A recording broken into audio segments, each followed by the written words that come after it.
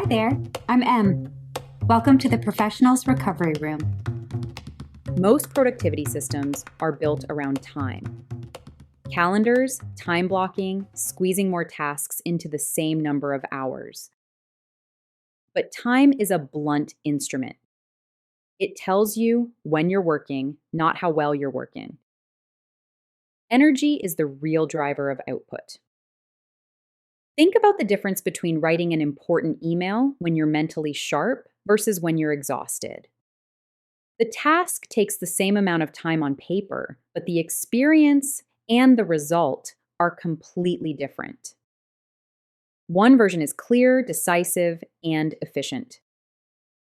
The other involves rereading sentences, second-guessing yourself, and procrastinating on hitting send. That gap is energy. A helpful way to think about this is that productivity equals time multiplied by energy quality.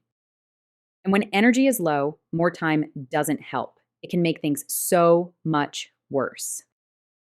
This is where decision fatigue comes in. Research by Roy Baumeister and others shows that every decision, what to reply to first, which task to tackle, how to phrase something, draws from a limited mental energy reserve. As that reserve drains, people don't stop making decisions. They start making bad decisions. They avoid complexity and default to the easiest option or delay decisions altogether. A classic example comes from studies of judges. Judges were significantly more likely to grant parole earlier in the day or right after breaks. As mental energy dropped, decisions became more conservative and automatic. Same people, same rules, different energy state. Now, bring this into everyday work. By the time someone has navigated dozens of emails, notifications, Slack messages, and small choices before noon, their brain is already tired. When it's finally time for focused, high-impact work, the energy simply isn't there. This ties directly to cognitive load. Your brain has a limited working memory. When it's overloaded by unclear priorities, constant interruptions, or too many open loops, your energy is being consumed in the background. For example, vague expectations force your brain to constantly guess what good looks like. Context switching between tasks creates recovery costs every time. Unfinished tasks linger mentally, even when you're not actively working on them.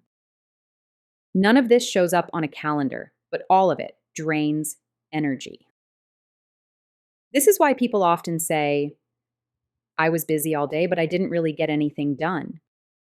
Time was spent, but energy was fragmented. Once you see productivity through this lens, better choices become obvious, not because you're working harder, but because you're finally working with how the human brain actually functions. Understanding is half the battle. I hope you are able to take this with you and understand how important it is to protect your energy. Thank you for joining part 1 of episode 3 on energy. Please follow with part 2, and we will talk through how to protect your energy on purpose. See you there.